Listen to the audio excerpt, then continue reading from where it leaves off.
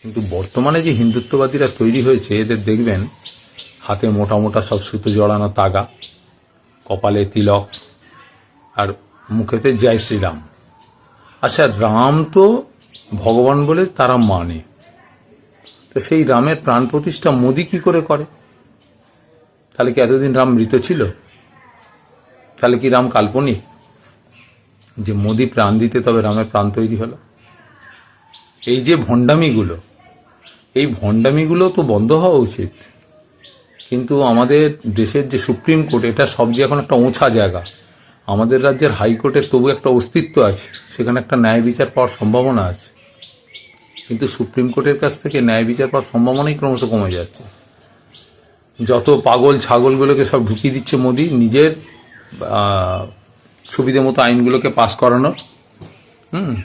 আদানির বিরুদ্ধে কিছু করা যাবে না, ওদের বিরুদ্ধে কিছু করা যাবে না, মোদির ডিগ্রি নিয়ে প্রশ্ন করা যাবে না, আইন পাশ করাচ্ছে। মানে এরা এত ভীরু, এত কাপুরুষ, মানে নপুংসক এরা সব এক একটা, যে এদের সাহসে কুলে না যে হ্যাঁ লোকের মুখোমুখি বসবো। মোদি আজ পর্যন্ত কোনো সাংবাদিক সম্মেলনে বসেনি। নরওয়েতে গিয়েছিল, সেখানে একজন প্রশ্ন করতে কোনো উত্তর না দিয়ে পালিয়ে গেল। এত ভীতু, এত কাপুরুষেরা, এত মিথ্যেবাদী। মানে এরা যে পাপ করে যাচ্ছে, হ্যাঁ, পাপ অর্থে এমন যে কাজগুলো করে যাচ্ছে, মানুষের কাছে এরা আজীবন ঘৃণার পাত্র হয়ে থাকবে। ইতিহাসের পাতায় এরা একটা ঘৃণ্য জীব হিসেবে বেঁচে থাকবে, অমিত শাহ, মোদি এরা। আচ্ছা, এই যে গুজরাটিগুলো, যেগুলো হাজার হাজার লক্ষ কোটি টাকা আমাদের দেশ থেকে মেরে পালিয়ে গেল, তার মধ্যে কিন্তু একটা মুসলমান নেই। বললে সব পেছনে কুড়কুড়ি লাগবে, সব হিন্দু লোক। আচ্ছা, অনিল আম্বানি, তার 30,000 কোটি টাকা ঋণ 26 কোটি দিয়ে রফা হয়ে গেল। কি করে হলো? তাহলে এই যে 30,000 কোটি টাকা, ওইটা কে মেটাবে?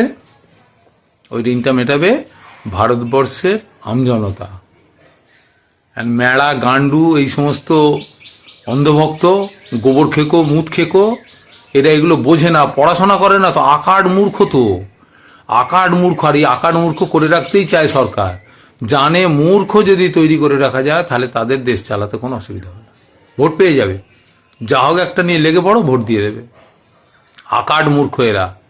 কি হচ্ছে দেশটার, কোন অবস্থায় নিয়ে যাচ্ছে। এই যে নিট পরীক্ষা হলো, 2.5 লক্ষ ছেলে মেয়ে পরীক্ষা দিল। তাতে একটি ছেলে চ্যালেঞ্জ করেছিল। একটি ছেলের বয়স 17, একটি 18, একটি 19, বা 18, 19, 20 এরকম হবে, ছোট ছোট ছেলে। তারা এত এক্সপার্ট, তারা সমস্ত তথ্য বার করে দেখিয়েছে যে এই যে ওদের ডিপার্টমেন্ট, সেখানে কি করাপশন হয়েছে। খাতা দেখতে দিয়েছিল দক্ষিণের একটা সংস্থাকে, সেই সংস্থার বিরুদ্ধে আগে কালি লেগে আছে, ওরা দুর্নীতি করেছে। সেই সংস্থার নাম পরিবর্তন করার পরে তাদেরকে আবার এই দায়িত্ব দিয়েছে, দিয়ে প্রশ্নপত্র বিক্রি, এইসব কাজ কারবার করছে। মানে আপনি শুধু ভাববেন না যে আপনার পশ্চিমবাংলায় তৃণমূল ওই চাকরি বিক্রি করেছে, পক্ষান্তরে কেন্দ্রের বিজেপি একই কাজ করে যাচ্ছে। শুধু একই নয়, তার থেকে আরও মারাত্মক ক্ষতিকারক কাজ করছে। এখন নতুন সরকার এসেছে আমাদের রাজ্যে, হিন্দুত্ববাদী সরকার। তাদের অনেকের গায়ে লাগবে। আমাকে যেমন একজন বললো, ভ্যাট বকা বন্ধ করো। ভাটও বলতে পারে না, বলে ভ্যাট। আর বকা নয়, বোকা। ভ্যাট বোকা বন্ধ করো, স্বপন পাল বলে লেখা রয়েছে কমেন্টে। তাকে যে যা উত্তর দেওয়ার, আমার যারা ভিডিও দেখেছেন তারা যে যেমন উত্তর দেওয়ার দিয়েছেন, আমি তার সঙ্গে আর কথা বলিনি। কারণ এরা অশিক্ষিত। লেখাপড়া শিখলে শিক্ষিত হয় না, লেখাপড়া শিখে আত্মস্থ করলে শিক্ষিত হয়। এই যেমন নারায়ণ ব্যানার্জি, একজন ডাক্তার, পড়াশোনা করেছে, ডাক্তারি শিখেছে, নিশ্চয়ই চিকিৎসা করছে, মানুষের চিকিৎসা হচ্ছে, তাই তার কাছে যায়। কিন্তু মানুষ নয়। যে একবার সিপিএম করবার চেষ্টা করে, একবার তৃণমূল করার চেষ্টা করে, না পারে বিজেপি করার চেষ্টা করে, যখন সুযোগ পেলে তখন আবার গাল দেয়, তার মধ্যে মনুষ্যত্ব বলে কোনো জিনিস নেই। এরা মনুষ্যত্বের বাইরে। এরা বলে সিপিএম ধর্ম মানে না। আরে সিপিএম আলাদা করে তোদের মতো ওই রকম হিন্দু, মুসলিম, খ্রিস্টান, ইহুদি, পার্সি, জৈন, বুদ্ধ এইসব ধর্ম মানে না কমিউনিস্ট পার্টির লোকরা। কমিউনিস্ট পার্টির লোকেদের কাছে একটাই ধর্ম, সেটা মানব ধর্ম। এর বাইরে কোনো ধর্ম হয় না। মানুষকে ভালোবাসার থেকে আর বড় কোনো ধর্ম আছে? বাকি তো সব বাহ্যিক। 1426 বছর আগে ইসলাম ধর্ম প্রতিষ্ঠা হয়েছে। তার আগে কি ছিল? ইসলাম নবীর বাবা কে ছিল? নবীর বাবা মুসলমান ছিল? নবীর বাবা কি মুসলমান ছিল? নবীর কাকা যারা ওইখানে, যেটা মক্কা আজকে যেখানে একটা ঢিপি মতো ছিল, তারা পুজো করতো, সেটাকে প্রার্থনা করতো, পুজো মানে প্রার্থনা করতো সেখানে, সেইটাকে নবী বাঁচিয়ে রাখলো, বাকি সমস্ত ওই ধরনের জিনিসগুলোকে ভেঙে চুরমার করে দিল। কারণটা কি? তাহলে তার আগে মানুষ ছিল, মোটামুটি 5000 বছর আগে এই সনাতন ধর্ম ছিল। তার আগে কি ছিল? এই পাগল গান্ডু আনাড়ি গোয়ারগুলোকে কে শেখাবে বলুন তো?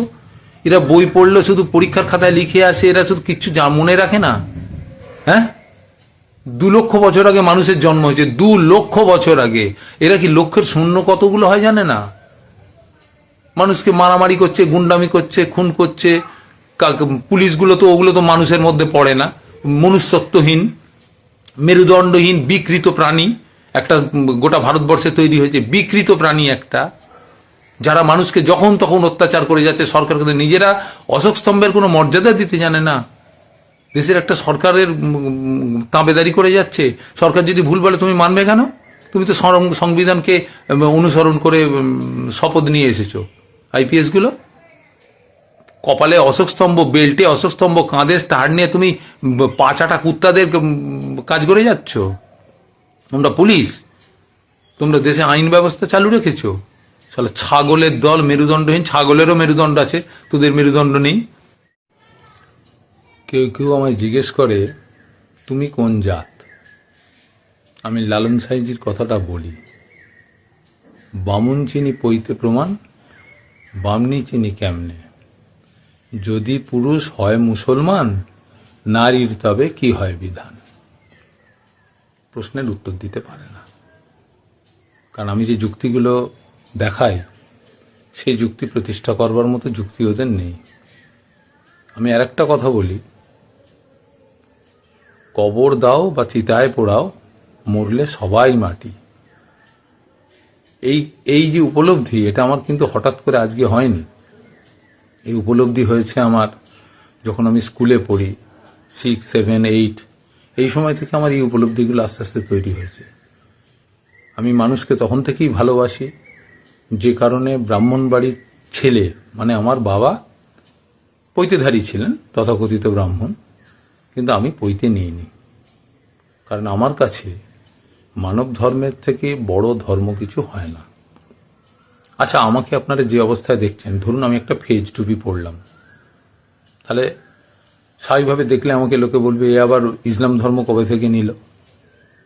ঠিক আছে, আবার ধরুন ফেজ টুপিটা খুলে রেখে, মানে না পড়ে, আমি যদি কপালে ওই হিন্দু ধর্মের যেসব প্রবক্তা সাধু, কার কপালে কমলা রঙের গোটাটা প্রলেপ লাগানো, কার হলুদ রঙের লাগানো, এদের মতো লাগাই, তাহলে অন্য মানে সাধারণ মানুষ ভাববে আমি তাহলে একজন এক কট্টর হিন্দু,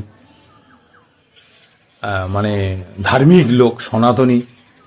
ধার্মিক তো বটেই, মানবতার যে ধর্ম তাকে আমি সম্পূর্ণভাবে পালন করার, লালন পালন করার চেষ্টা করি।